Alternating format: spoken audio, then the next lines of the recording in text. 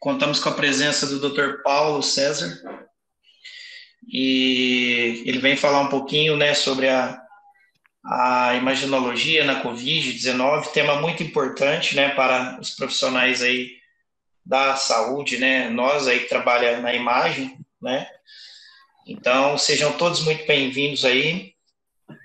Nós que temos aí, né, a presença de profissionais das mais diversas áreas, segmentos da área de saúde. É um conteúdo multi-interdisciplinar, visto que na atual situação, na atual conjectura que nós estamos vivendo, os serviços de saúde exigem que os profissionais de saúde das mais diversas áreas, como medicina, enfermagem, fisioterapia, radiologia, e é importante ter esse conhecimento difundido, né? Compartilhado. Então, nós agradecemos aí a presença do nosso parceiro, nosso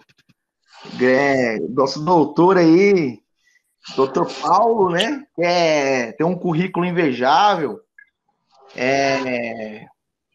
graduado pela Universidade de Gama Filho, em medicina. Ele é intensivista, atua lá no Hospital da Cacemes, em Campo Grande, Mato Grosso do Sul. Atua também em Dourados. E acho que eu vou deixar até para ele falar um pouco sobre ele. Mas eu acho que o mais importante, Emanuel, é que ele é residente em radiologia, né? Terceiro anista em radiologia. Então, é importante que esses profissionais compartilhem o seu conhecimento dentro da radiologia, a experiência do dia a dia. Justamente. Em uma era tão inovadora, né? Que é a importância do diagnóstico por imagem no Covid-19. Qual é a expectativa, Emanuel? Justamente, o Dr. Paulo, residente em medicina, né, na parte de imaginologia, R3. Né, hoje a gente contamos com profissionais aí no grupo, né, Dr. Gisel também, Dr. Matheus também, né, que participa aí conosco nos grupos do WhatsApp. Então a gente tem uma equipe aí bastante multidisciplinar, né, na participação aí dos grupos. E é isso aí, vamos esperar mais aqui um pouquinho, né? O pessoal está chegando aí, eu acredito que o pessoal está acabando de chegar aí, para a gente já dar início aqui já à nossa webconferência. Seja muito bem-vindo, pessoal. Vão comentando aí no chat também. Eu ia falar sobre isso agora. Eu sei que muitos têm perguntas, têm dúvidas sobre o tema, então já podem lançar a mão do chat aí para escrever suas dúvidas, suas perguntas aí no final da apresentação. Essa apresentação que ela tem aí uma duração, né, média de 40 minutos, tá? E depois dos 40 minutos a gente vai abrir aí alguns minutos para perguntas, para esclarecimento de dúvidas. Então, já vão deixando aí, né, a expectativa de vocês. Luiz Felipe, seja bem-vindo aí. Luiz Felipe, que é meu acadêmico lá de medicina na Unemate. Né? Seja bem-vindo, Luiz Felipe. Seja bem-vindo aí. Se eu não me engano, acho que o Luiz é conterrâneo, viu? Conterrâneo do Dr. Paulo, Mato Grosso do Sul, se eu não me engano, hein? Boa, rapaz. Boa. Bem-vindo aí. É a Cidade Morena, Mato Grosso do Sul, hein? Campo Grande. Muito bom. Já tem... Como eu consigo ver a galera que tá? 15, né? Já. 15 pessoas aí, nós estamos aguardando aí mais uns minutos aí. Estamos falando aqui, doutor Paulo, do seu comprometimento com a radiologia. E obrigado mais uma vez aí pela disponibilidade do seu tempo. Eu sei que trabalhar em uma UTI e ser residente não é fácil, não, viu? Acho que 24 horas é pouco. Rapaz, a correria é grande, mas é compensador, né? O aprendizado, as coisas que a gente ganha aqui com. Inclusive eu fiz questão de compartilhar aquele vídeo daquela paciente que foi curada aí, né? Estavam sob os cuidados da sua equipe aí no Hospital da Cacemes. E é muito gratificante, né? Olhar e ver uma pessoa com uma certa idade, né? Com várias comorbidades, superar aí, né? O Covid-19. Eu imagino a alegria e felicidade da sua e da equipe aí em tempos tão difíceis a gente ter pacientes que conseguem se recuperar aí, né? Não, com certeza. É muito gratificante e você vê também o empenho de toda a equipe, né? Chega a ser emocionante. Você vê todo mundo trabalhando, todo mundo empenhado naquilo, né? No bem do paciente, é muito legal. E essa foi uma paciente que foi bem interessante, porque a gente viu a evolução da doença, como ela é descrita na maioria dos casos mesmo, foi bem com distúrbio de coagulabilidade, no início eu fui pegar um catéter, um acesso de diálise, eu sacava, a seringa já vinha com tudo coagulado, cara. Caramba. Era impressionante. A imagem evoluiu certinho como a gente esperava, foi bem legal, cara. Foi bem processo legal, a prona funcionou legal, foi tudo. Então, essa é uma das maiores dificuldades de todo setor de UTI, né? Pronar o paciente, né? É muito difícil a quantidade de profissionais envolvidos, também as questões de segurança também para a virulência, né? É muito elevada do paciente. Eu imagino que uma das grandes dificuldades na maioria das UTIs do Brasil conduzir esse paciente na UTI, né? A gente tem uma dificuldade, né, no Brasil, no âmbito geral, né, na condução. Na UTI da Cacemes, lá de Campo Grande, a gente tem uma estrutura muito legal ali, tem uma equipe muito boa, a gente fez bastante treinamento, bastante atualização para tentar manter o padrão legal, né? Então, a gente tem estrutura lá, a gente tem leitos, são 10 leitos com pressão negativa. Antes dessa história de Covid, a gente tinha um leito apenas com pressão negativa, né?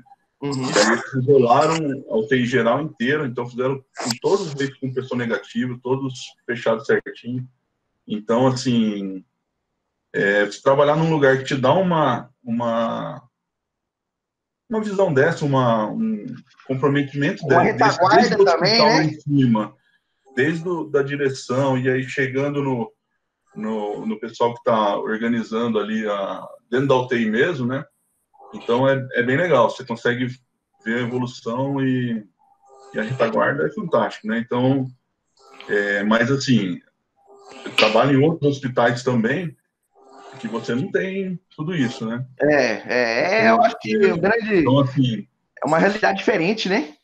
É muito, você vê, assim, eu trabalho em Campo Grande, trabalho em Dourados, você vê diferenças absurdas mas assim, não que o paciente está sendo menos tratado de forma pior ou de alguma coisa desse tipo. O paciente está sendo bem tratado, só que a gente tem que usar estratégias diferentes para cada local, né? A gente não pode fazer uma VNI, um catéter de alto fluxo, em um ambiente que não esteja tão controlado como esse, né? Então, você tem que ir se adaptando ao que você está vivendo ali, né? E a condução essa doença, ela é uma doença que o vírus ele não te mata, o que te mata é o que ele causou, a inflamação que ele causou, o estrago que vem decorrente do teu organismo se defendendo ali depois, né? Então, a condução, a equipe trabalhando ali é fundamental, né? Então, fica legal. Cara, tá um pouquinho difícil para eu falar aqui, porque eu tô falando, mas eu não tô me vendo, então não sei o que tá acontecendo, não tô vendo vocês. Eu não sei para que lado que eu olho, se eu olho para um lado para o outro aqui, mas... Não, gente, eu tô vendo certinho a câmera do computador aí, tá focadinha aí. Tá pegando a do computador, né? Tá pegando. Doutor Paulo, qual é a sua tempo de formação? Você formou já com graduação em medicina? Quanto Então, tempo já? E aí, como é que foi que surgiu a UTI na sua vida? Depois a radiologia, ou foi a radiologia primeiro? Como é que foi? Conta um pouquinho pra gente aí. Então, eu, desde a faculdade, eu já gostava muito da terapia intensiva, né? Então, eu estagiei, fiz estágios extracurriculares na terapia intensiva, né? E já me apaixonei pela terapia intensiva. Então, desde formado, eu já trabalho em terapia intensiva. E aí, acabei indo para o exército e foi aquela correria toda, né? Mudou todos os planos, porque você faz o estágio obrigatório, acaba fazendo, né? E aí acabou que eu comecei a fazer a pós em terapia intensiva no Einstein. Maravilha. Então, eu fiz a pós em terapia intensiva no Einstein enquanto estava no Exército, né?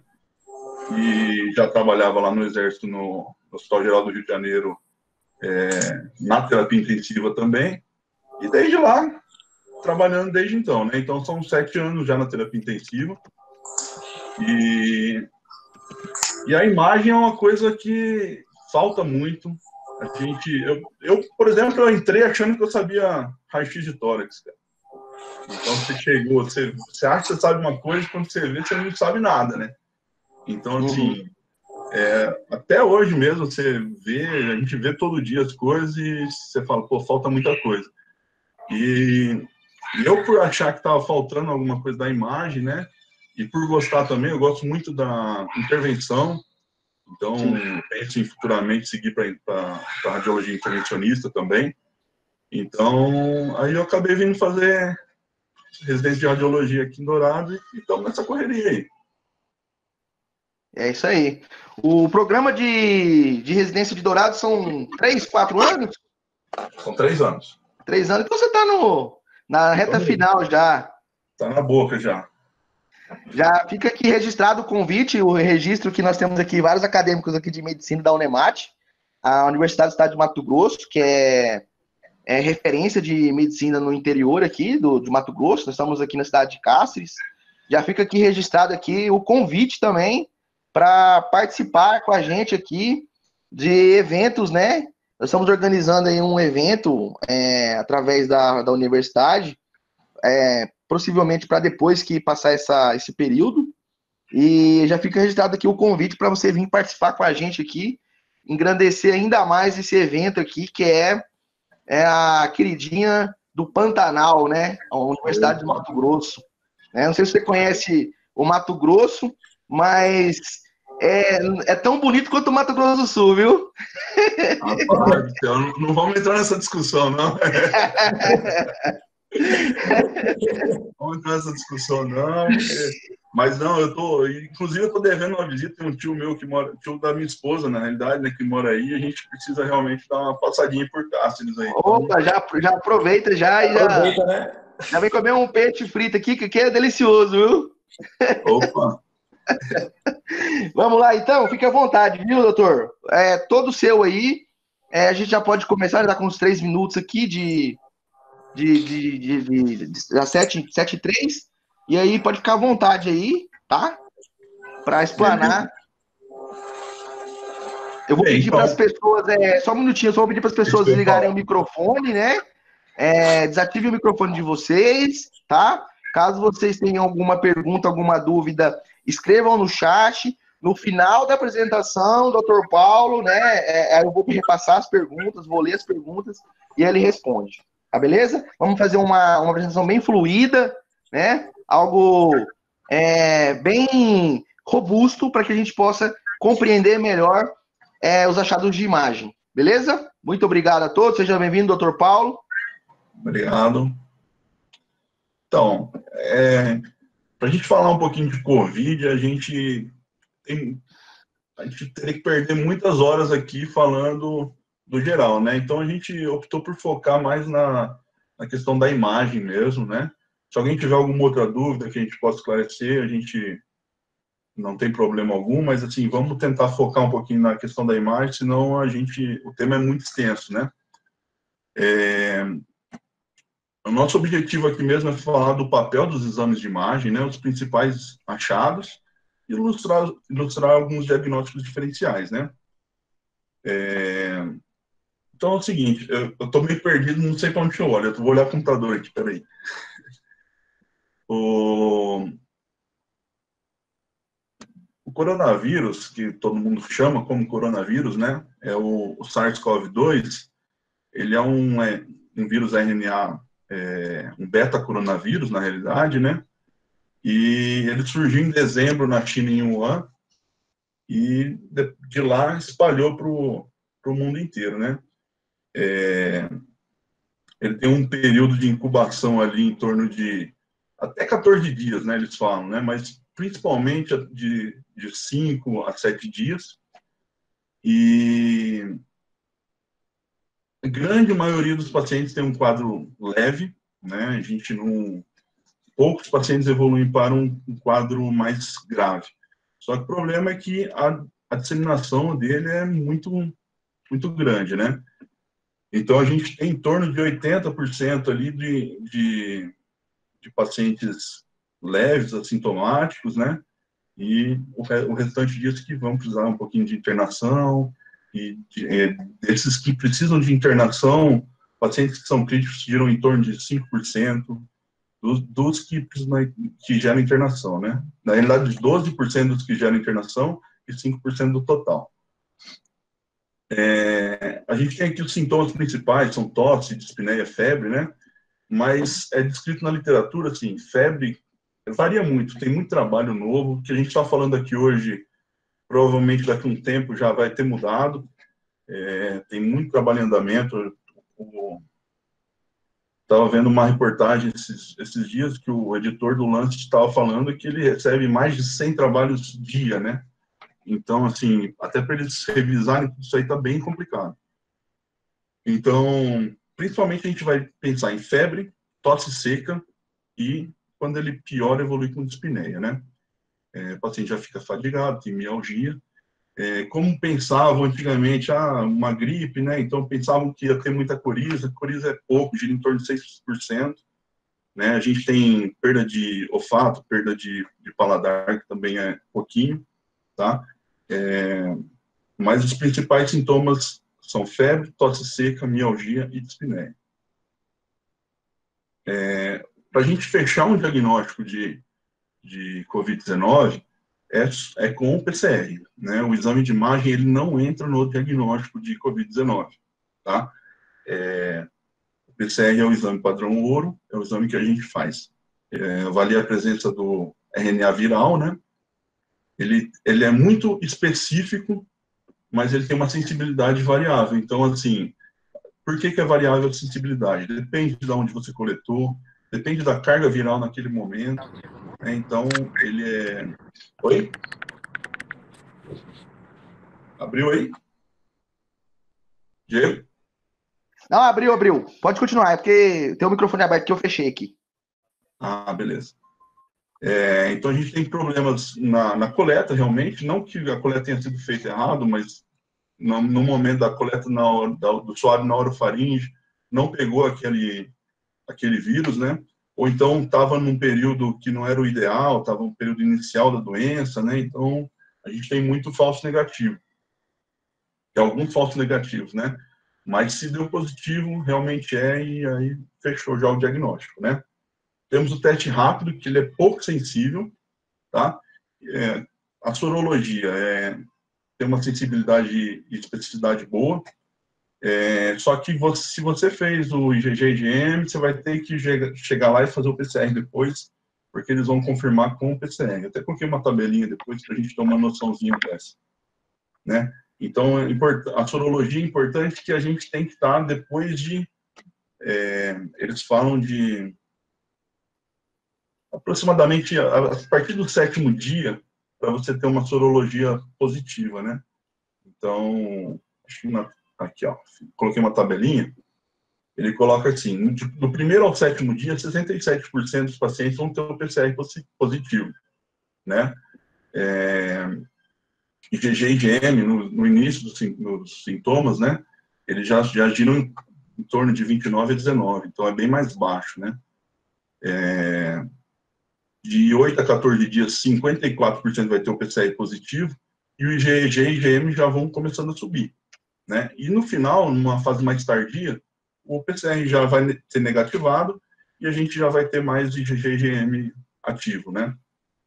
Essa tabelinha aqui é para a gente ter uma noção de como interpretar os resultados dos exames, né? Você viu que eu falei que a gente quer falar só de imagem, mas é difícil a gente pegar e fechar na imagem e não falar um pouquinho do resto, né? Até às vezes a gente queria falar um pouquinho mais, falar de algumas outras coisas, mas o tempo é um pouquinho curto, né? Então, assim, se você tiver PCR negativo, fechou. PCR IgG e IgM negativo, fechou, não tem infecção, tá? Mas a gente tem que sempre lembrar que pode dar, tá naquela janelinha, pode dar falso negativo, então você vai acompanhar esse paciente para ver se ele vai ter algum sintoma ou não, tá? Positivou o PCR, você está infectado, tá? PCR e IgM positivo é uma fase mais inicial da doença. PCR, IgM, IgG positivo está numa fase mais ativa, uma fase um pouquinho mais tardia. E se negativou o IgM, mas o IgG está positivo, final de infecção, né? Eu acho que o mais importante aqui são esse final aqui. Se você tiver IgM positivo, mas tiver o PCR negativo, você vai ter que fazer outro PCR, porque provavelmente o exame está errado, tá? Então, vai fazer o PCR, provavelmente ele entrou naquela janela, paciente com uma carga viral baixa, ou então o paciente no local não foi adequado, alguma coisa, mas não pegou o vírus ali, né? Se tiver o IgG positivo, é o sonho de todo mundo, né? Todo mundo trabalha na área da saúde e sonha com o IgG positivo. Eles até brincam que ostentação é ter IgG positivo, né? Então, significa que você já teve contato prévio, você já está imunizado e você está tranquilo nessa parte, né? Se você tiver IgG, IgM positivo, solicita o PCR de novo, porque você tem uma doença ativa e para você fechar o diagnóstico, para entrar nos dados, na contabilização do Ministério da Saúde, nos dados do Ministério da Saúde, tem que ter o PCR positivo. Então, a gente sempre tem que buscar fechar o PCR positivo. Nós tivemos um paciente lá em Campo Grande que ele ficou com... Ele tinha... Cara, era típicos. Todos os achados de imagem típicos, a história é típica, tinha tido contato com o paciente infectado, sabe? A gente fez 3 vezes PCR e deu 3 vezes negativo. Mas, assim, a gente acha ainda que cara. A gente acha ainda que teve um erro ali, mas ele não entra nos dados de qualquer forma, né? Então, assim, vamos falar um pouquinho da radiografia. A radiografia é um exame que tem uma sensibilidade muito baixa. É um exame que, se você não... Diego, você quer que fale um pouquinho de sistematização ou deixa para uma próxima abordagem? Não, deixa só... Foca nos achados. Focar nos achados, né? Isso. Então, assim, o grande problema da radiografia no estágio inicial, ou então para você ajudar a fechar um diagnóstico ali, é que ela é muito pouco sensível. Então, a gente tem alterações aqui são muito discretas e a gente acaba até achando que não tem nada se você estiver olhando na pilha, se você estiver na correria, se você não tiver um olho bem treinado. Então, a radiografia ela é um exame pouco sensível, tá? E a principal função da radiografia qual é? Isso a gente falando no mundo ideal, né? No local ideal que tem tudo, né? Então, a principal função da radiografia, é a gente seguir esse paciente. Esse é um paciente que é difícil você levar para tomografia toda hora, é difícil você tirar ele de dentro de uma UTI, todo controlado. Você vai, por exemplo, nossa UTI lá, por exemplo, o nosso CTI fica no 3º andar, a tomografia fica no 1º. Então, nós temos que levar o paciente para o elevador, depois a gente tem que descontaminar o elevador, aí a gente leva o paciente até a tomografia, tem que contaminar o tomógrafo, volta com esse paciente, nesse meio termo, ele pode desconectar um tubo, pode acontecer alguma coisa, a gente pode piorar fazer um estrago em cima de uma coisa que estava tranquilo. Então, nesse momento, a radiografia ela tem vamos dizer, um papel assim importante para a gente saber como que esse pulmão está, para onde que esse pulmão está indo, né? Se esse pulmão está piorando, se está melhorando, o que está acontecendo? Se os achados que a gente está tendo no exame clínico estão batendo com os achados de imagem, então ela serve mais para o segmento, né? Não para ver o estágio inicial da doença. Travou aqui. Tá indo aí? Não. Aí, foi? Foi? Então, Foi. beleza. Aqui a gente vai falar um pouquinho do ultrassom. Quer dizer, ultrassom, o que acontece? Se a gente já pensa no raio-x, na radiografia, como um exame de mais fácil, um exame barato, um exame mais tranquilo de você descontaminar, menos risco mais fácil você descontaminar o aparelho, menos risco de você contaminar outros profissionais, outros pacientes. O ultrassom é mais ainda, né? O aparelho, você entra com um aparelho portátil ali, um aparelho pequeno que não vai atrapalhar em praticamente nada, e você consegue avaliar o paciente. Eu não tenho na minha prática o uso do ultrassom para esses tipos de paciente, né? A gente tem usado muito radiografia, tá? Aqui no meu serviço, a gente de residência, que a gente praticamente não usa ultrassom também para esse tipo de coisa. A gente usa ultrassom pulmonar, mas para uma drenagem, uma punção, alguma coisa mais guiada, né? Mas o que a gente pensa, todo mundo fala assim, todo radiologista ali que está trabalhando nessas áreas de maior, radiologista, intensivista, que estão trabalhando nessas áreas de maior contaminação, São Paulo, Rio, tem muita gente usando, e o que eles falam, eles chamam o ultrassom do queridinho, né? Mas por que o queridinho ultrassom? Porque eles estão pensando lá na frente, eles estão pensando que se aqueles hospitais lá de São Paulo de campanha, que estão lá nos estádios, estão abrindo hospital a rodo, você não vai conseguir ter tomografia para todo mundo fazer. Então, o ultrassom ele vai te dar uma ajuda no segmento desse paciente lá na frente, né? Então, num momento mais de catástrofe, a gente acha, né? Não que ele não seja legal agora nesse momento, mas nesse momento ele está sendo muito pouco utilizado, né? Só em grandes serviços mesmo, né? Com vários radiologistas, intensivistas mais especializados no assunto ali da parte pulmonar mesmo, né? Então aí eles têm usado, mas assim, a maior parte do Brasil não tem usado ultrassom ainda. Pode ser que daqui a um tempo a gente tenha que vir a usar. Inclusive a gente está até estudando bastante sobre o tema para a gente, se chegar um momento desse, a gente poder estar tranquilo no segmento dos pacientes, né? A tomografia é um exame de escolha. É o exame padrão ouro ali, que a gente tem o exame de imagem, né, padrão ouro, que a gente tem para manejar esses pacientes. Tá dando eco aí? Não, tá beleza. É o som de outra pessoa. A gente não deve utilizar a tomografia como rastreamento de pacientes. Por que a gente não pode usar, não deve utilizar a tomografia? A gente sabe que em muitos locais está até sendo utilizada, né? Mas a gente não deve utilizar por alguns motivos. Motivo inicial, paciente COVID, em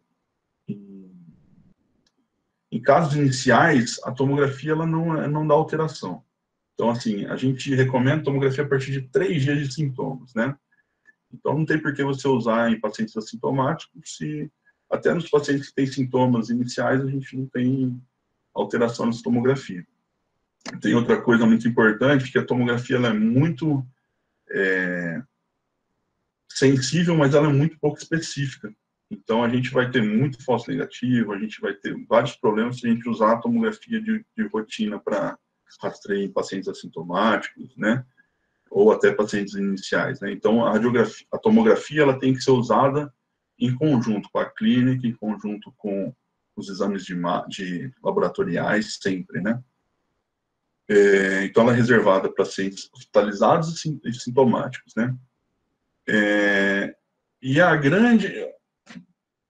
grande ponto da tomografia, grande pulo, né, da tomografia, é a gente tentar fechar um diagnóstico diferencial. A gente vai conseguir fechar um diagnóstico diferencial? Difícil.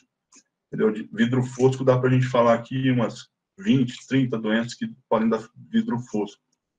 Então, assim, claro que tem algumas coisas que fazem a gente pensar mais, outras, pensar mais numa COVID, ou afasta um pouco o nosso pensamento da COVID, mas, assim, ela é bem importante para a gente ver, pesquisar complicações, pesquisar uma TEP, por exemplo, pesquisar e tentar afastar alguns diagnósticos diferenciais no sentido de, como eu vou falar aqui para vocês, a gente não vai conseguir afastar 100% o COVID, mas a gente consegue pensar um pouco menos nele com alguns achados na tomografia, né? Então, seria mais nesse sentido. Mais para frente a gente vai falar um pouquinho disso aqui, eu acho que vai ficar mais claro. Acho que ficou um pouquinho... Ficou confuso aqui, Diego, essa parte? Não, tá beleza, é isso mesmo. Vamos, quando discutir os casos lá, a gente aprofunda mais. Vai dar para entender melhor, né? Isso. Então, assim, quando a gente vai... Em quem a gente vai usar a tomografia? Hospitalizados e sintomáticos, né? Quando a gente vai usar a tomografia? Principalmente a partir de 3 dias dos sintomas, tá? A gente usar até 2 dias de sintomas, 50% dos pacientes, eles são assintomáticos. Eles são não tem alterações da tomografia, né? Muitas pessoas perguntam, vai fazer com contraste, sem contraste? O que você vai fazer? Como que você vai fazer essa tomografia? A tomografia, ela é sem contraste. A gente não precisa de contraste para ver nenhuma das alterações iniciais do COVID. Quando a gente vai usar contraste? A gente vai usar contraste se a gente estiver pensando em TEP ou alguma outra complicação, uma dissecção, alguma outra coisa, que pode estar tudo associado, né?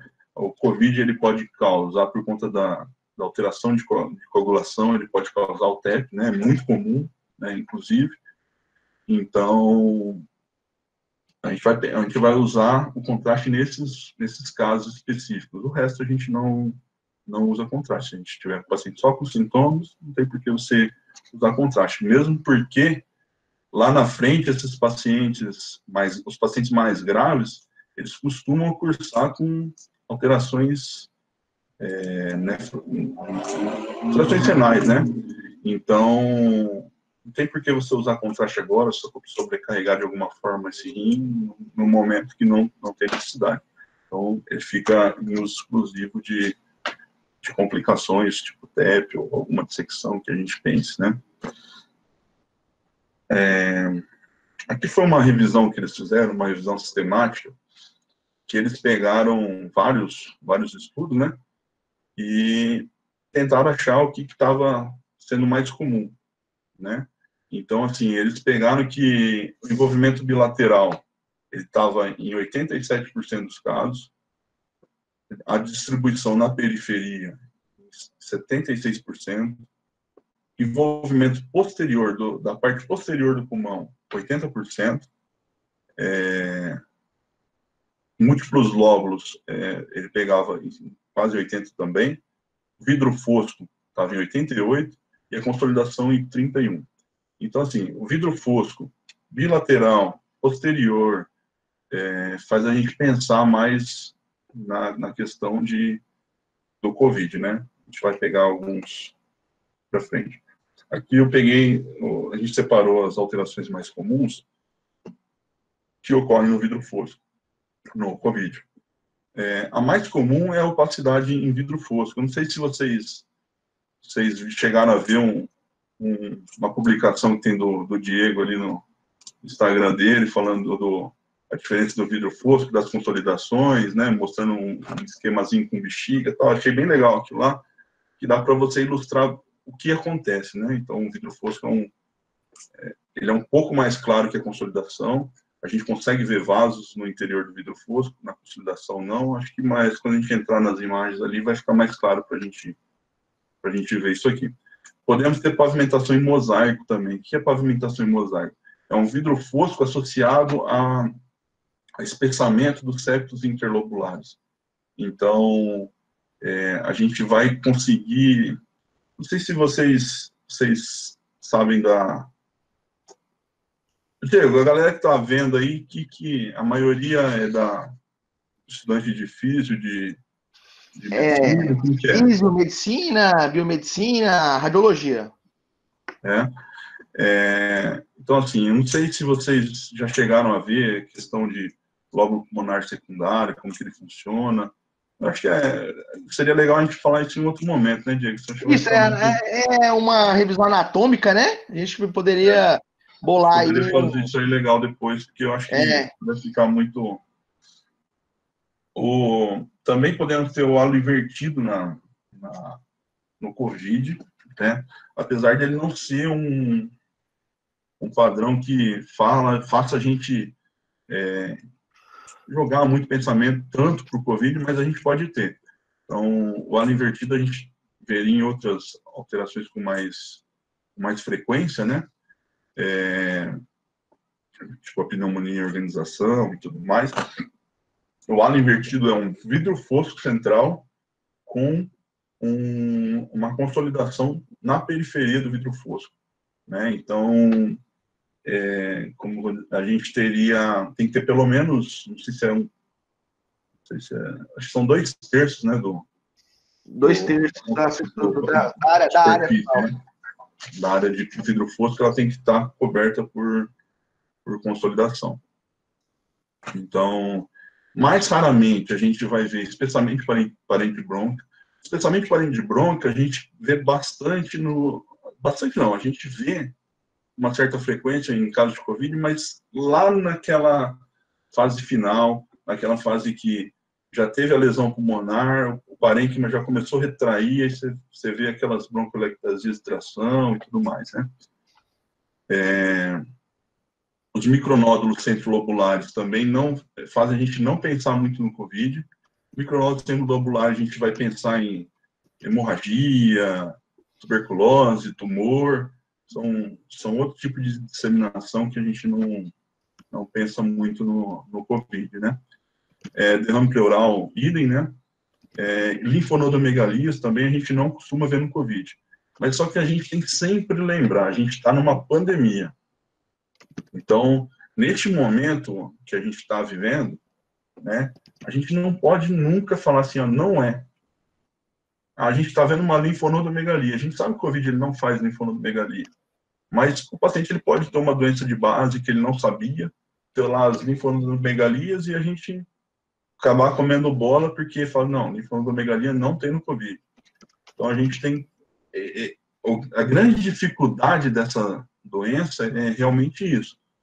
Ela pode cursar vários tipos de alterações e a gente acaba ficando um pouquinho perdido em alguns momentos. Então, a gente tem que pensar muito na clínica, pensar muito na história desse paciente e associar com os exames clínicos, né? Gerar os exames laboratoriais.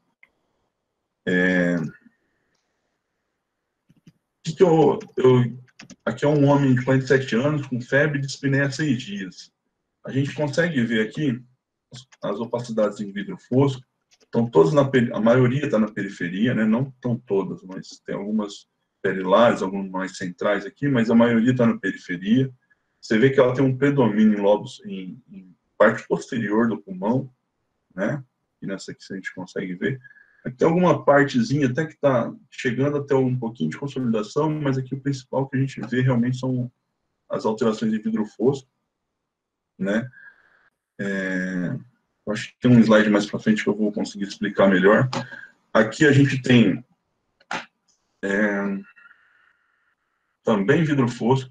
Eu não cheguei a ver todos esses slides, tem alguns que foi o Diego que fez, então a gente vai chegar alguns momentos que eu vou ter que olhar o exame na hora mesmo para a gente poder Esse é o desafio, aqui. Doutor. Esse é o desafio. O radiologista está sempre na boca de... Não, vamos embora.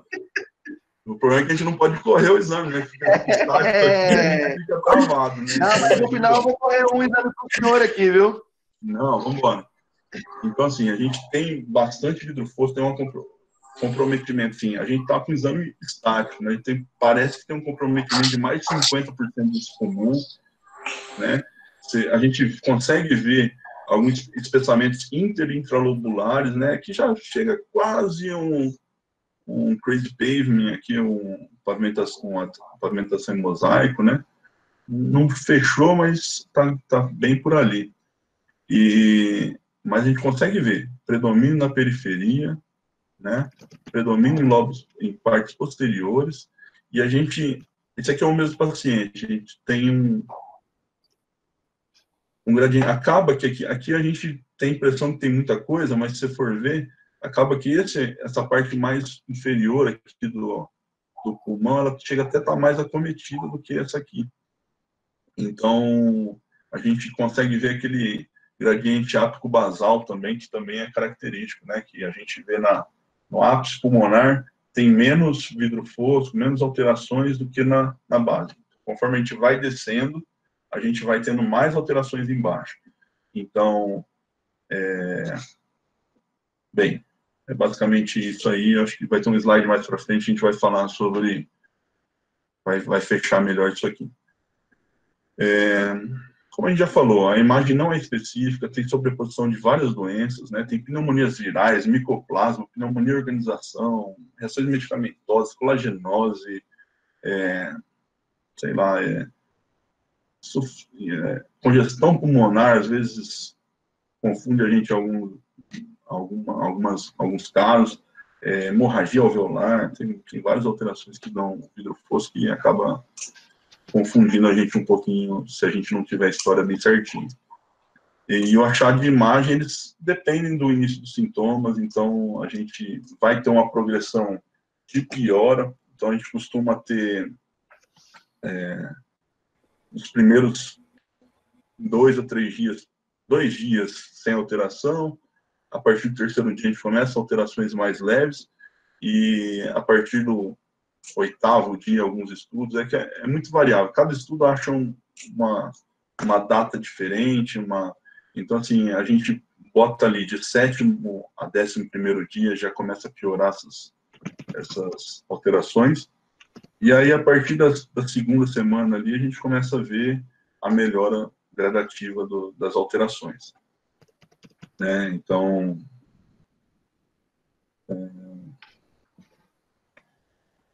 uma coisa interessante é essas bronquiolectasias de tração que a gente consegue ver nos estágios finais, né, da doença. Né? Eu tenho visto uma certa frequência até em pacientes até que não são meus, né, que a gente acaba vendo de colegas, e conforme essas lesões que são causadas no pulmão ali, elas começam a diminuir esse volume do parênquima pulmonar e acabam fazendo essas bronquiolectasias de trações. A princípio, elas eram descritas como achados raros, mas a gente tem visto bastante coisa. Conversado com alguns colegas, visto bastante. Aqui a gente tem um gráficozinho de um estudo que ele, falando tá bem aqui no meio, tem uma... Ocultar. Aí, beleza. Beleza, fechou. Então, assim, você vê que nos primeiros 2 dias aqui, ó, mais 50% dos pacientes não tem alteração na tomografia, né? Conforme a gente vai evoluindo os dias, a gente vai aumentando, aqui laranjinhas são 3 a 5 dias, aqui os cinzas são de 6 a 12 dias, então vai aumentando consolidação, vai aumentando vidro fosco, né? E o acometimento bilateral ele também vai aumentando, né? E acometimento de periferia, então você vê que a doença, o principal que a gente vai ver realmente é consolidação vidro fosco, bilateral e acometimento de periferia, né? São as coisas que fazem a gente pensar. Se a gente não tiver uma dessas, a gente vai excluir COVID? Não vai. Mas a gente vai pensar um pouquinho diferente, vai começar a pensar em diagnósticos diferenciais, né? Que a gente vê muito Cara, isso aqui é muito frequente. A gente na UTI, a gente pega muito paciente com insuficiência cardíaca, com alterações cardíacas, e o cara viu o vidro fosco lá no pronto-socorro e já quer mandar para você como coronavírus. E você acaba que você como foi suspeitado lá embaixo, você não consegue... foi suspeitado lá embaixo, foi colhido o exame lá embaixo, no pronto-socorro, você acaba que você tem que aceitar esse paciente, mesmo você tendo quase certeza que não é. Claro que você não vai ter 100% de certeza, mas, assim, a gente tem uma diferenciação na insuficiência cardíaca, na congestão pulmonar. O acometimento ele é mais central, né? Ele não é tão... O vidro fosco ele é diferente, ele não pega aquela periferia bonitinho como pega o coronavírus, né? Então, aí tem alteração também, não é ápico basal, não pega só posterior, então tem coisas que dá para a gente excluir um pouquinho esse pensamento, né? Então, aqui, a gente está repetindo um pouquinho, mas esse slide aqui a gente colocou mais para a gente ver que, no início, os sintomas são muito discretos, vidro fosco pequeno, né? Ele foi aumentando, tem um espaçamento de septos interlobulares, e aqui a gente já começa a ver a melhora do quadro, né? A evolução. Então, mas para a gente ter uma noção da evolução, ela chega, piora, e lá pelos 14º dia, 15º dia, ela começa a regredir, e a gente começa a ver esse paciente melhorando, né? Se o paciente estiver melhorando também.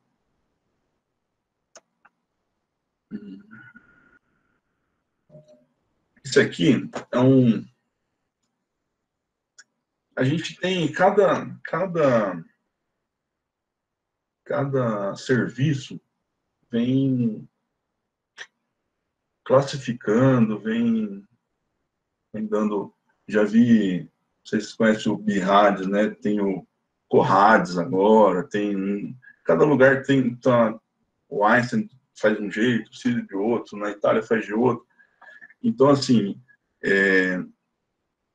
a gente começou a ver o que é mais comum em todos os lugares para a gente tentar fechar. Isso aqui vai ser praticamente uma repetição do que a gente já falou, mas então, assim, o padrão típico, vidro fosco, com ou sem consolidação, com ou sem pavimentação em mosaico, periférico, bilateral, tá? Pode ter vidro fosco nodular multifocal, né, em vários locais, e o halo invertido quando a gente já está pensando num quadro mais avançado um pouco. Esses são achados que a gente pensa em COVID, mas como ele bota aqui, ó, a interpretação, achados típicos para COVID, admitindo diferencial com outras infecções, colagenases, toxicidade medicamentosa, você pode pôr aí micoplasma, tem a própria pneumonia em organização, então é um pouquinho difícil, mas a gente já faz a gente pensar no COVID, né? Achados indeterminados. Aqui, a gente pensa muito assim, esse estudo aqui está falando de um jeito, na minha cabeça ele já é mais fechado numa questão assim, a gente achou uma coisa unilateral, a gente pensa no que é indeterminado, que não podemos falar muito, né? Se é um vidro fosco unilateral, então aí a gente classifica como indeterminado. A gente não sabe que estágio da doença ele está pegando, como que está evoluindo isso aí, né? Mas a gente pode ter alguns focos de vidro fosco que não são redondos, que estejam na periferia também, mas eles são focos pequenos que podem ser por algumas outras... alguns outros diagnósticos diferenciais que dá para a gente pensar e faz a gente não ter como falar se é típico, se é atípico, né? Então, a gente fica ali em cima do muro, né? O Colégio Brasileiro de Radiologia mesmo, ele fala assim, para o radiologista não colocar que não é, que é atípico, não colocar que é típico. Ele fala assim, ó, a gente pensar um pouquinho, mas a gente não pode descartar infecções virais. A gente pensa em infecções virais com esses achados. Então, assim, tem 3 frasezinhas que agora eu não estou me lembrando. O Colégio Brasileiro de Radiologia já orientou a serem usadas, assim, porque realmente todos os achados eles são muito variados, eles podem sobrepor várias doenças, vários diagnósticos diferenciais, né? Os achados atípicos, a gente já pensa em, se você vê uma consolidação segmentar lobar isolada, você vai pensar em pneumonia bacteriana. Você não vai pensar em COVID. Mas, na atual situação, não tem como você descartar que tem o COVID ali, né? Opacidade centrolobulares, árvore de brotamento, você vai pensar numa tuberculose, num tumor, num SEC, né? Até numa hemorragia alveolar ali, mas não vai ficar pensando tanto em vidro fosco se você achar essas alterações, né?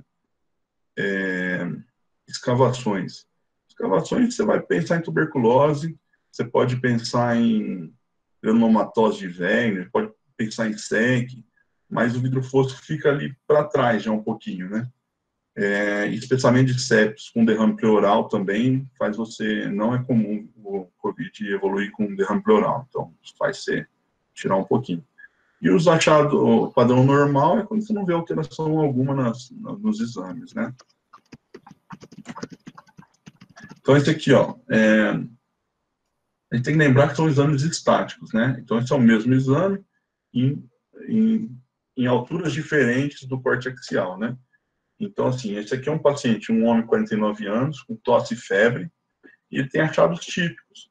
Ele tem vidro fosco bilateral, periférico e predomínio posterior. Você divide aqui os pulmões em 3/3, ele está no terço posterior, né? E outra coisa para você diferenciar, muita gente vai falar assim, não está tão na periferia, não está lá grudado. Outra coisa que a gente faz para a gente ter uma noção, a gente divide também esse parênquima pulmonar em três cortes, mas vindo aqui do centro. Então, a gente vai fazer aqui 1, 2 e aqui o terceiro corte, né? Então, 3 espaços, 2 cortes, né? Mas 3 espaços. Então, a gente vê que esse predomínio está que esse vidro fosco está realmente na periferia, né? Aqui é o mesmo paciente com 10 dias de sintomas já. Ali ele já estava no início, aqui ele já está com 10 dias de sintoma. Você já tem aqui, ó, vidro fosco bilateral, já tem algumas bandas parasitosas, já tem umas áreas evoluindo para consolidação aqui, né, que a gente não consegue ver o vaso entrando tão bem ali dentro. Aqui você vê algumas áreas até com um broncogramazinho aéreo, aqui também, né? Então você vê a evolução da doença. Então aqui, no mesmo dia, são 3 cortes diferentes, e dá para você ver que o predomínio está aqui, ó, onde está mais inferior, posterior, né? Então, basicamente a doença, ela evolui, a gente tem que sempre pensar, periferia, posterior, o predomínio mais nas bases. Aqui é um paciente de 32 anos, com tosse de espinéia e febre há 9 dias. Também é um quadro típico. Você vê o vidro fosco na periferia, são várias alterações. Conforme você vai descendo ali, você vai vendo mais alterações, né?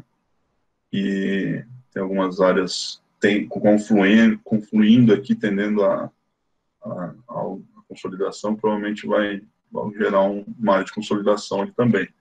Está bem confluente também. Então, esses são quadratípicos. A gente vai, se a gente for botando várias imagens aqui, elas vão se repetindo e vão bater praticamente nas mesmas coisas, né? Aqui, controle de 14 dias do início dos sintomas, você já vê que ele, em comparação ao outro aqui, a gente tem algumas alterações, ele já está evoluindo com melhora do quadro, né? Alguns novos vinhos ali também. Essa imagem aqui, quando o Diego mostrou essas imagens aqui, foi uma das imagens que eu achei mais legais dessas que ele separou, que a gente consegue ver muito bem como que ele responde na tomografia, como que é o padrão tomográfico. a gente vê o vidro fosco, o predomínio posterior, né, que é o corte axial, né, o corte coronal e o corte sagital. Então, a gente consegue ver, assim, o predomínio está mais inferior, tá, sem dividir o pulmão em três aqui, ó, ele está posterior, está na periferia, está perfeitinho, é o que é o descrito na literatura realmente. Então, esse é um paciente com um quadro bem típico. Você vai falar 100% que é COVID? Não, mas você vai pensar muito em COVID e vai ser o seu principal diagnóstico ali. Esse aqui já é um paciente indeterminado. Por que ele é um paciente indeterminado? A gente tem uma área de consolidação lobar, né? A gente tem um pouquinho de vidro fosco? Tem, mas a gente está com predomínio aqui de consolidação e ela está fechada no lobo. Então, ela está fechada aqui no lobo inferior direito, né? Então, você consegue ver aqui fugiu o nome, a estria aqui, ajuda aí, Diego. Septo? O septo, não, o septo, pode ser o septo. E Fissura. A fissura horizontal aqui, né? E a fissura, então a gente consegue fechar. Aqui está o lobo médio, aqui está o superior, aqui o inferior. Então, isso aqui provavelmente é bacteriano, tá? Mas você vai falar com certeza que é difícil, né? Aqui também você vê uma área extensa de consolidação, tem um pouquinho de vidro fosco, também fica um pouquinho determinado, tá? Pegando periferia, tá pegando centro, tá pegando tudo, isso aí dá para você pensar em várias outras coisas, mas você fica em cima do muro ali que não dá para você descartar um COVID também. Aqui são atípicos, né? Como a gente viu aqui, uma escavação feia aqui, pode ser uma tuberculose, pode ser alguma outra alteração, até parece uma pleura estranha aqui, parece estar bem aumentada, pode ser até uma pleura maligna ali, mas também está segurando aqui, não é escavação mesmo. Aqui uma consolidação lobar, você vê os broncogramas aéreos bem legais aqui, então você pensa em bacteriano. Aqui são as típicas árvores em brotamento que a gente fala, né? E os nódulos centrolobulares, né? Então, faz a gente pensar em tuberculose, faz a gente pensar em hemorragia alveolar, até uma disfunção tumoral, mas afasta um pouquinho a gente do pensamento de COVID.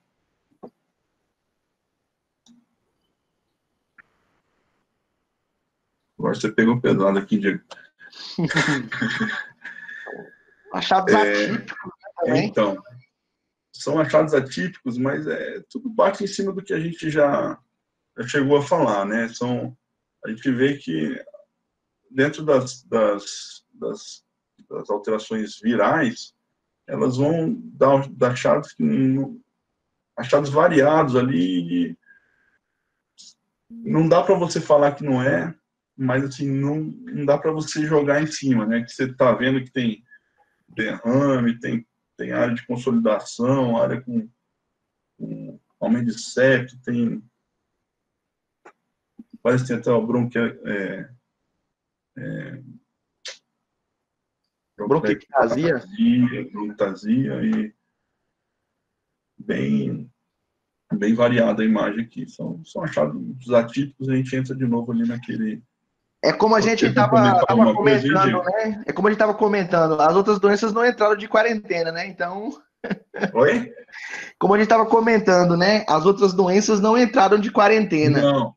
Então, você pode ter aí vários padrões que eles se parecem muito e que você precisa de exames subsidiários, né? Outros exames subsidiários para poder excluir, confirmar a doença, né? É isso mesmo. A gente combinou antes que não falaria muito de exames laboratoriais, de clínica, de manejo e tal, mas é um pouquinho difícil a gente não sobrepor isso aí, porque, cara, é tudo indeterminado. Os exames laboratoriais são indeterminados, fazem você pensar, fazem, mas não tem nada aqui, a não ser o PCR, né, mas que demora um pouquinho mais para sair. Então, a clínica, ela é indeterminada, a imagem, você vê, a gente está batendo aqui, batendo, e a gente conseguiu fechar que um padrãozinho ali que é mais comum, mas que não dá para você ter 100% de certeza também, né? Então, esse é o grande problema dessa doença, que a gente fica, até a gente ter o resultado positivo, a gente fica bem, a gente tem que tratar como se fosse, tanto que no começo aqui estava demorando 7 dias para sair o PCR, cara. Então, a gente chegava com o paciente e a gente tinha que tratar como se fosse até sair o painel viral do resto, excluiu tudo o resto, aí, então a gente pensa mais ainda no Covid. Então, assim, tudo vai gerar em torno dos 3 pilares, a clínica, o laboratório e a imagem. Mas a clínica e o laboratório no primeiro momento são mais importantes, né? A imagem, ela tem coisas que ela está cada vez mais evoluindo para a importância, cada vez mais a gente está conseguindo fechar mais padrões, né? Mas mesmo assim a gente fica um pouquinho, em alguns momentos a gente fica em cima do muro ali, né? Bem, para a gente concluir um pouquinho aqui, o PCR ele é o exame de escolha, realmente, né? A tomografia ela deve ser reservada aos pacientes hospitalizados e sintomáticos, né? A pesquisa de complicações ou diagnósticos diferenciais. E esses achados de imagem eles não são específicos. A tomografia com padrão típico no atual contexto favorece o diagnóstico, mas ela não fecha o diagnóstico, né? Então, é uma doença que a gente está aprendendo cada dia com ela. Tá? Ontem eu vi uma atualização que foi gravada há 4 dias atrás, um webinar da Sociedade Brasileira de Pneumologia. Cara, tudo que a gente pensava há um mês atrás, praticamente já mudou, de questão de manejo, tratamento. Cada hora a gente pensa uma coisa diferente, já muda. Então, a gente está aprendendo com o tempo mesmo. Aqui no Brasil, a gente teve uma sorte que a gente chegou um pouquinho depois, então a gente já viu o que aconteceu por aí afora, mas a gente não... Mesmo assim, a gente continua ainda com muita coisa, muita dificuldade. Todas as pesquisas, elas ainda não estão consolidadas, não tem como a gente falar como que foi a corte, não tem como você falar muita coisa, então não tem nenhum consenso em literatura ainda, então a gente vai demorar para chegar nessa questão aí. Quer falar alguma coisa aí, Diego? Eu só vou repassar aqui algumas perguntas que foram feitas. Aí no final a gente pode correr um exame para mostrar de forma mais fluida, né? Como que a gente avalia os achados e topografa. Mas só para não misturar as coisas, eu vou fazer algumas perguntas aqui, aí você responde, depois a gente termina, finaliza. A primeira pergunta que o Matheus, ele lá no início, bem no iniciozinho, quando eu estava falando sobre os testes, né? Ele perguntou assim, como funciona a diferença do teste rápido, né? Aquele teste que você busca o antígeno, né? Quando feito no sangue e quando feito no soro. Se tem diferença, eu acho que ele quer saber sobre sensibilidade, especificidade, falso positivo, falso negativo, tempo, né, de coleta do material. Ele quer saber da diferença, então, de feito no sangue ou no soro ou no... Isso.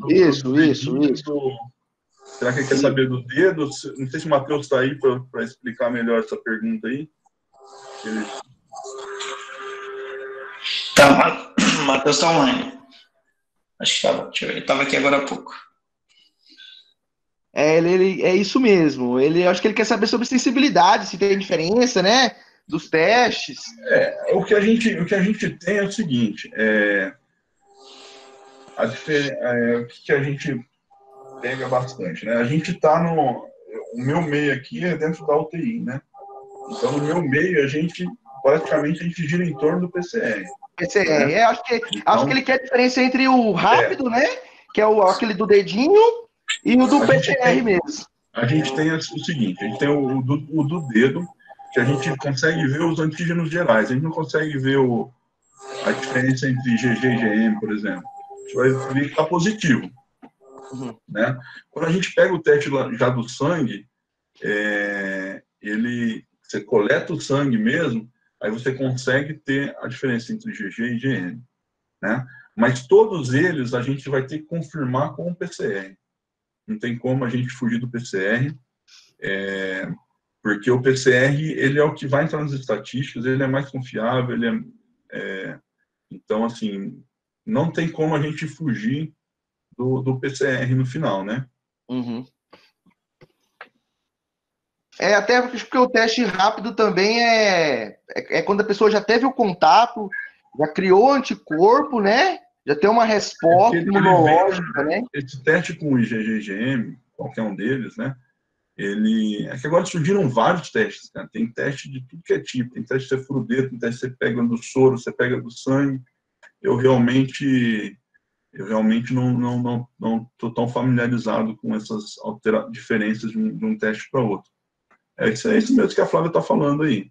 O PCR confirmação confirma, é dada com o PCR, né? os outros são mais uma triagem, é exatamente isso aí. A gente diminuiu o tempo de PCR? Eu coloquei logo no começo, tinha colocado uma tabelinha ali, naquela tabela dá para a gente explicar bem.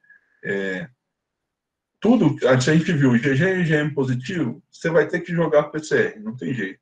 Você consegue ter uma ideia da evolução da doença com IgG e IgM positivo ou negativo, dependendo do que der ali.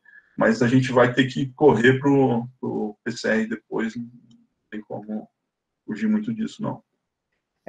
Continuando, aqui tem mais uma pergunta aqui. Tá, só achar ela aqui. Vi uma informação de que o Covid poderia causar trombose nos pulmões. Caso esteja correta essa afirmação, não seria importante o uso do contraste? Então, o contraste é o seguinte, cara, é uma pergunta boa, mas assim, o que a gente vai pensar? Ou realmente ele causa trombose, tá?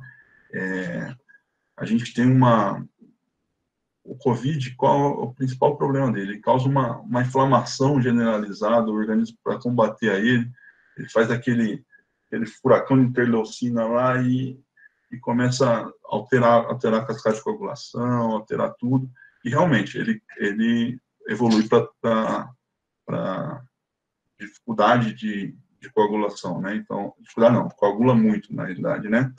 Então, assim, o que a gente pensa? A gente tem, para a gente ter uma noção do grau dessa coagulação, a gente vai ver ali no dedímero, né? Então, o dedímero deu muito alterado, você já vai pensar mais numa alteração de coagulação. Para você pensar em TEP,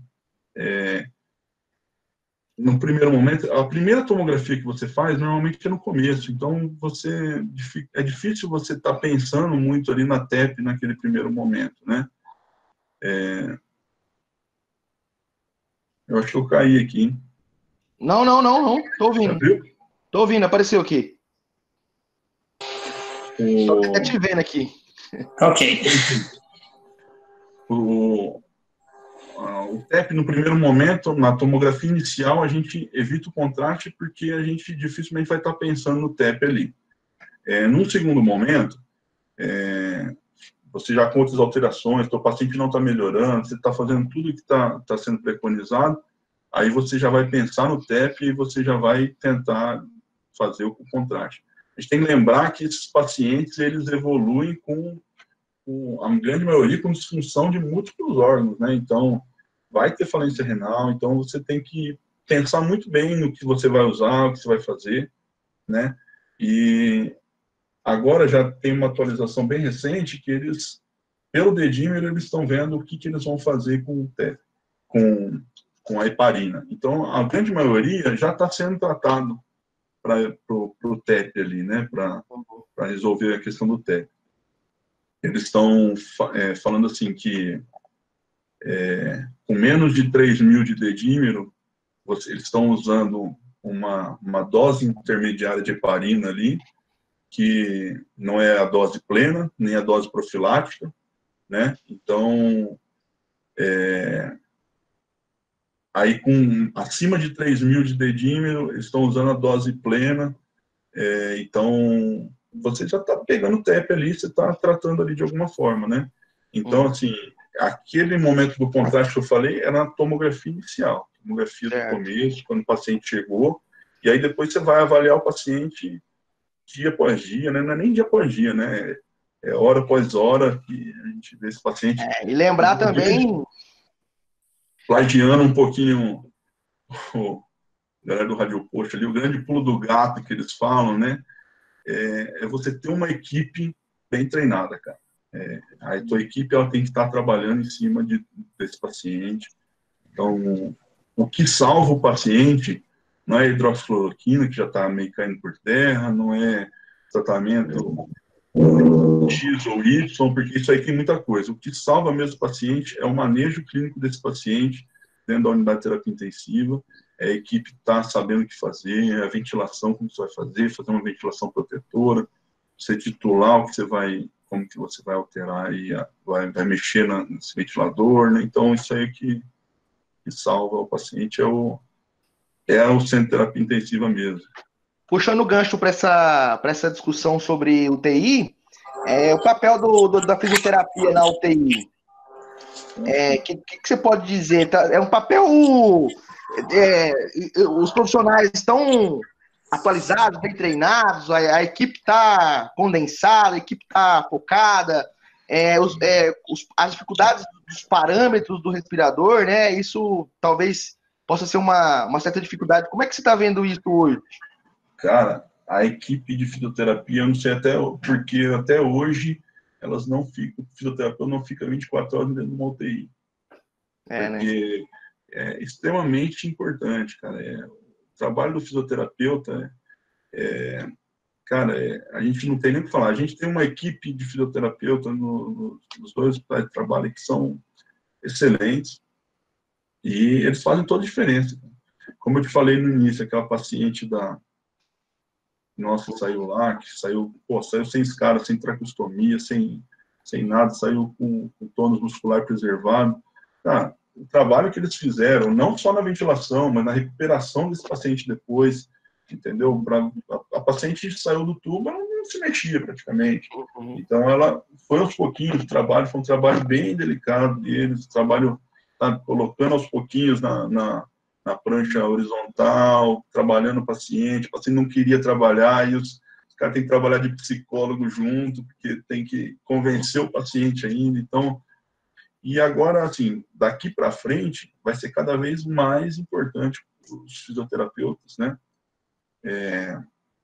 porque vai começar, como já está começando em São Paulo ali, como foi na Itália, como está sendo nos Estados Unidos, vai começar cada vez mais profissionais médicos que não têm noção da condução do paciente, de uma ventilação mecânica, né? Então, cara, o fisioterapeuta é excelente, cara, excelente. É divisor de águas, né? Eu tenho uma outra pergunta aqui, ó. Como a ressonância magnética ela pode auxiliar nos aspectos de imagem do COVID? A gente sabe que a ressonância magnética ela tem uma limitação muito grande, né, para análise do parênquima pulmonar.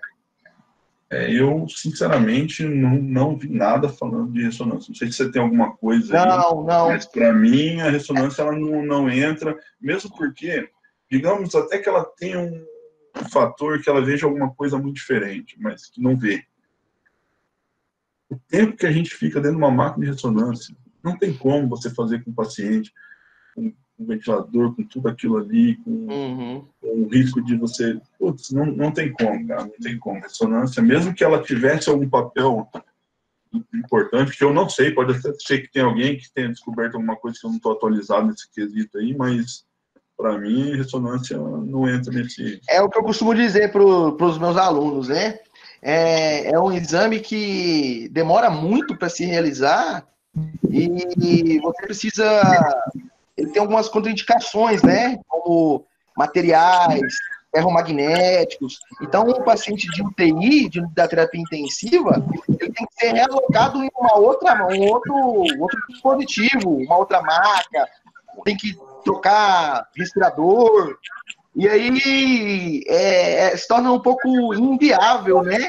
Sedação desse paciente também. É difícil. É um paciente que, às vezes, ele briga ali com o respirador, e aí você tem que sedar ele. Então, tem uma infraestrutura. Então, eu acho que talvez os pontos positivos que possam eventualmente ter, eles não são suficientes em relação aos pontos negativos, né? Você tem uma ideia, um aparelho um oxímetro para uma ressonância é mais de 300 mil reais, um oxímetro que possa entrar uma ressonância. Então, é inviável para você ter. Então, assim, não tem nem como você fazer um estudo para você tentar botar isso aí, porque hoje em dia a gente está fazendo estudos, os estudos estão sendo feitos para tentar a gente acessar os rincões, cara, não é para... Tudo está sendo tanto que você vê. Hoje todo mundo está trabalhando para facilitar o acesso de todo mundo. As revistas internacionais aí tá tudo aberto, cara. A gente nunca teve informação na nossa mão como a gente tem hoje. Eu queria puxar um assunto sobre isso aí. Você podia falar um pouquinho para nós sobre a inteligência artificial, né? Alguns sistemas de IA abriram a consulta a quem tenha, e aí abriu até o quê? Para a própria radiografia, né? Que é o que a gente tem aí como maior disponibilidade. Então, grandes sistemas aí que tem um cenário internacional abriram sistemas para que profissionais aí distantes, né, dos grandes centros, eles tenham acesso a uma segunda opinião, mesmo que seja um sistema de IA. E né, a gente sabe da deficiência de radiologista no Brasil, de médico radiologista, para poder auxiliar, né? E aí, quais seriam os pontos positivos e negativos da inteligência artificial? A princípio, assim, a IA, ela não está liberada para tratamento, para avaliação. Sim. Uso clínico. Uso clínico. Então, assim, mas existe. Em algum tempo, ela vai estar sendo usada realmente dessa forma que você falou, para ir nos locais, né? Eu até acredito que seja em pouco tempo, principalmente na radiografia. Radiografia, eu não fiquei sabendo de sites liberados para tomografia, mas, assim, para radiografia, a gente vê alguns, né? Tem o próprio Unity que liberou, é um grupo da Coreia do Sul, se eu não me engano, que ele liberou a plataforma deles, que a gente tem visto que tem sido bem assertivo, assim, sabe? Não substitui ainda, né? Não sei como é que vai ser no futuro, eu acredito que não vai substituir nunca, né? Mas está sendo bem interessante essa questão da IA nesse quesito aí. A gente eu também acredito que não substitua, não. Eu acho que fica mais subsidiário, né? Apoio, né? Ela vai ser mais para ajudar realmente nisso. Assim, um estudo que eu estava vendo um tempo atrás, eles iam começar a usar a IA, se não me engano era na Índia, antes disso tudo aí, né? Em alguns locais que realmente não tinham médico radiologista, não tinham acesso, iam começar a ver o que acontecer. Você está num lugar que o cara não sabe nada, e você tem uma inteligência artificial que, beleza, não está totalmente testada, não está liberado total para o uso clínico, às vezes ela te facilita algumas coisas e você vai te ajudar um colega desse perdido aí em vários locais que a gente vê. Aqui no Brasil mesmo, a gente tem visto tanto local que não tem estrutura nenhuma, que a gente fica, né? Então, assim, mas tem dispositivos bem interessantes aí. Futuramente, né? O Joaquim tem uma pergunta aqui. Como os achados predominantemente basais do COVID e a distribuição em vidro fosco nas diferentes doenças podem ser diferenciados? Como os achados predominantemente basais. Isso, associados ao vidro fosco, né? Como eles podem ser diferenciados das outras doenças, assim, quando você tem aquele espectro digamos, típico ali, e que ele é característico de várias outras doenças, né? Não só do Covid. O negócio é o seguinte, a gente tem uma questão que é bem, como eu falei em algum momento aí da apresentação, a gente tem que ter um tripé. A gente não, a clínica é o principal. Se você não tiver a clínica, se não souber a clínica do paciente, não souber o que está acontecendo no paciente, você fica perdido. Porque pode chegar uma alteração realmente que você tenha essa dificuldade. O laboratório, ele mostra para a gente, cara, muita coisa. A gente tem alteração vai ter linfopenia, a gente pode ter, em alguns casos, leucocitose, aumento de LDH, ferritina, TGO, TGP, procalcitonina, troponina, alteração do dedímero. Então, são várias coisas que vão fazer você pensar no conjunto todo, pensar no Covid, né? Então, assim, a tomografia sozinha, ela não vai excluir muitas coisas. Ela pode fazer você olhar para outro lado, mas você vai ficar com o pé atrás que pode ter Covid, como eu disse. A gente tem pacientes com linfomegalias importantes. Covid não causa isso, mas ele pode ter essas alterações prévias, ele pode ter e pegou o Covid. Então é difícil a gente. Às vezes a galera fala assim, o radiologista fica muito em cima do muro, muitas vezes a gente não fecha, mas é porque tem hora que não dá para você fechar, cara. Se você fechar, e o radiologista ainda tem um ponto negativo, que ele é um dos únicos médicos que faz prova contra ele mesmo, né? Então ele fornece de prova, ele entrega para os caras aí e fala assim, ó, se eu tiver errado, você tô lascado. Então assim, é difícil, tem que ser o padrão, tem que ser o paciente, tem que ver ele como um todo no dia a dia. Inclusive, o próprio laudo, né, ele tem que ser muito mais sugestivo do que conclusivo, né? É que agora eu não estou com as frases aqui, mas o CBR, ele foi bem explícito nisso aí.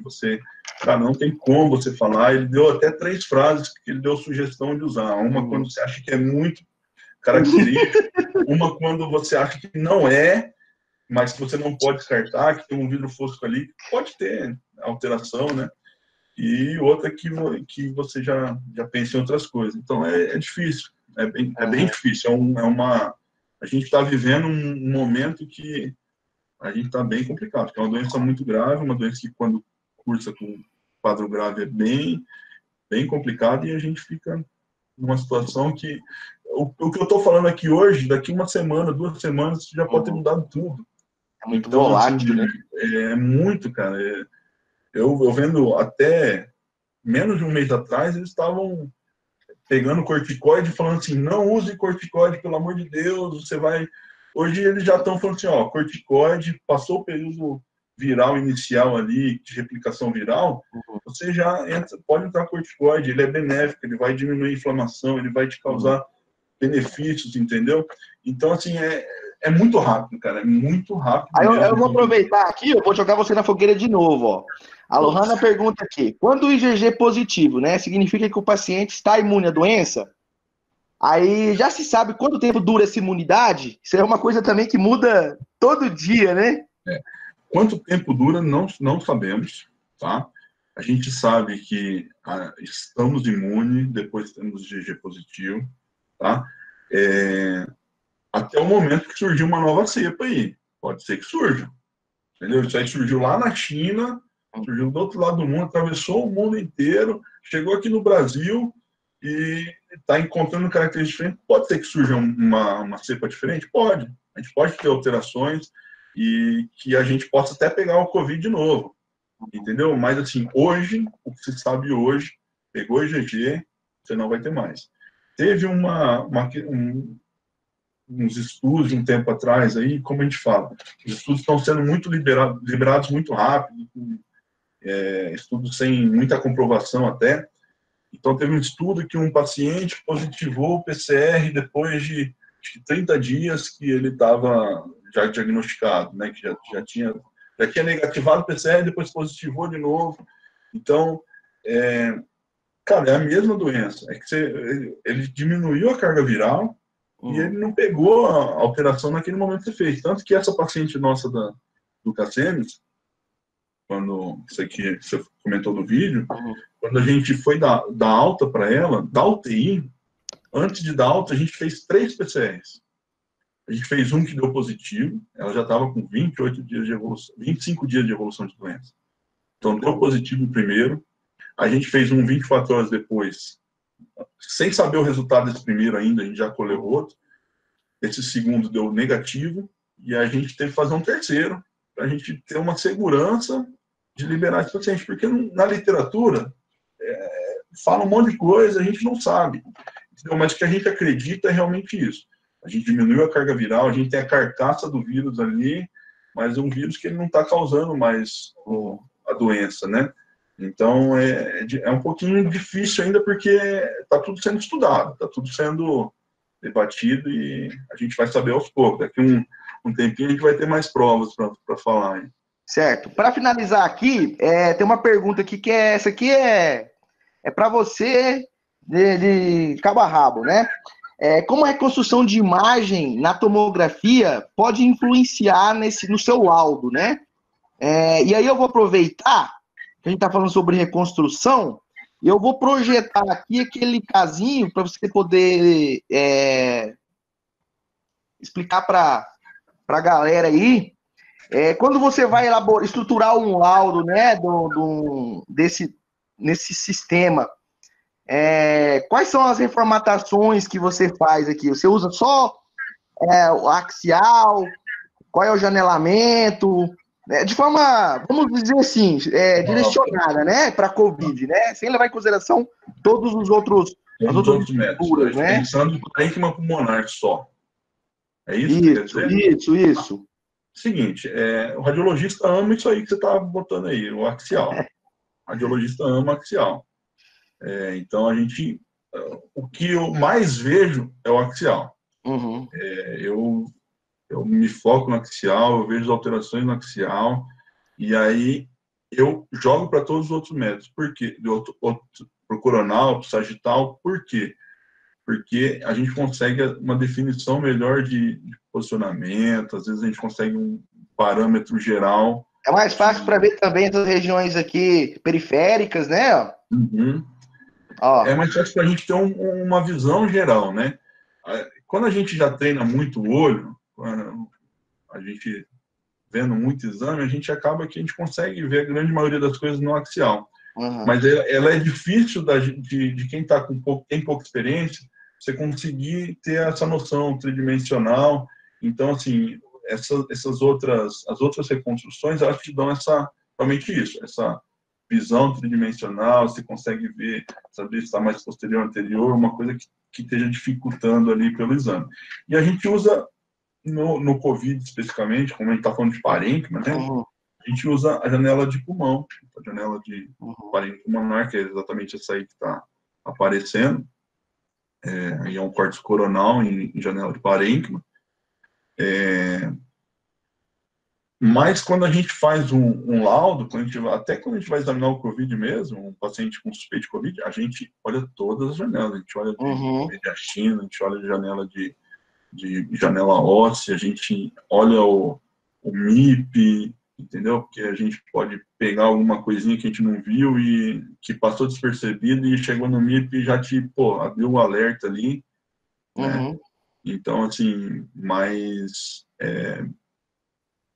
gente olha tudo, né? Mas na janela de pulmão essas alterações Só para explicar aqui para quem está em dúvida o que é MIP, mini-MIP, né? MIP é a reformatação de projeção de intensidade máxima, onde a gente enfatiza, visualiza melhor os vasos, né? A gente consegue ver melhor os vasos aqui. Então, busca também nódulos, né? Pequenos nódulos aqui que passa despercebido lá no axial. A gente consegue avaliar, né? A gente pegando o pulmão, a gente sempre joga o MIP, cara. Porque passa despercebido coisinhas às vezes. Então, assim, pelo menos assim, eu tenho pouco tempo de experiência aí na radiologia, né? Aí. São nem 3 anos. mas passa despercebido alguma coisa que você vê no MIP, e aí você fala, mas tem que sempre lembrar, se você viu no MIP, você tem que achar normal. Não Lá adianta você só ver no MIP. no base, Entendeu? né? Você tem que chegar e voltar, porque se você viu no MIP e não estiver lá, você não pode levar tanto em consideração. Você tem que achar ela no MIP. Engraçado que também no Minimip a gente também consegue ver algumas alterações de vidro fosco, né? Ó. Eu não, o serviço nosso aqui ele não faz o Minimip de rotina, então a gente não tem, eu não tenho tanta experiência para falar, mas ele dá para ver alterações também. Dá para ver sim. Mas eu prefiro não falar muito porque eu não tenho muita experiência com ele. Certo. É isso aí. Bom, doutor Paulo César, agradeço pela sua disponibilidade, agradeço pelo seu tempo, né, voltado a discutir um pouco de radiologia, da sua experiência também dentro da radiologia, dentro da unidade de terapia intensiva.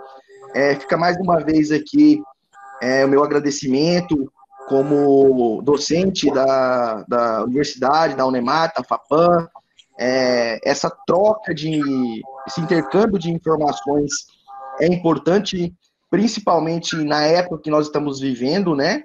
Uma época difícil, com muitas informações, e a gente precisa saber filtrar essas informações, e filtrar essas informações da melhor forma possível, vindo de profissionais experientes, profissionais que atuam na linha de frente. Então, aqui, em nome de todas essas pessoas que compartilharam do seu tempo, fica o meu agradecimento, fica também o desejo de boa sorte para quem está aí na linha de frente. A gente tem visto muitos profissionais de saúde literalmente dando as suas vidas aí nesse combate. Então, eu fico aqui o meu desejo de boa sorte, que você possa compartilhar ainda cada vez mais e mais do seu tempo, tanto aqui com a gente, quanto fora daqui, com os seus pacientes, né? Com os pacientes aí do nosso querido Mato Grosso do Sul. Mato Grosso do Sul está bem servido, e fica já registrado aqui o meu convite para que venha aqui conhecer novamente o Mato Grosso, né? O meu convite novamente para que venha conhecer o Mato Grosso e a gente poder aí passar bons momentos juntos de muito conhecimento. Obrigadão, Diego. Assim, eu acho que uma coisa para nós, profissionais de saúde, estudantes aí da área, a gente tem que ter a cabeça bem centrada nessa questão de filtrar as informações e passar as informações corretas. Se você não souber, não fala assim, eu vou procurar, eu vou atrás, porque o que está saindo de informação, cara, o que está saindo é uma loucura. Se você, dentro da área mesmo, você vê quantos colegas de médicos, colegas da enfermagem, da físio, que ficam perdidos, assim, às vezes psicologicamente, porque tá vindo todas as informações, tá vindo a família falando um monte de coisa, tá vendo no jornal, você joga no jornal, é uma catástrofe, cara. Eu não assisto jornal, no começo eu tava acompanhando tudo, cara, e aí eu falei, vamos parar com isso aí. Então, assim, a gente tem que filtrar isso bem, a gente tem que passar para as pessoas as informações corretas. Tem muita gente... Cara, a gente falar de Covid, a gente tem tema para a gente falar isso aqui um mês sem parar. Então, assim, lembrar que tudo pode mudar. E uma coisa positiva que eu gostaria de falar, assim, pelo menos a impressão que eu tenho, é que o Brasil passou desse primeiro pico aí eu achei com uma maestria legal, cara. Com esse primeiro pico a gente passou bem. A gente teve menos morte do que a gente esperava, apesar de ter sido muito. A gente teve... Então, assim, o que demonstra que a gente tem profissionais muito bons aqui no Brasil, que trabalham mesmo sem estruturas, né? E que também a gente ter pego isso aí depois, que todo mundo já pegou, foi muito bom.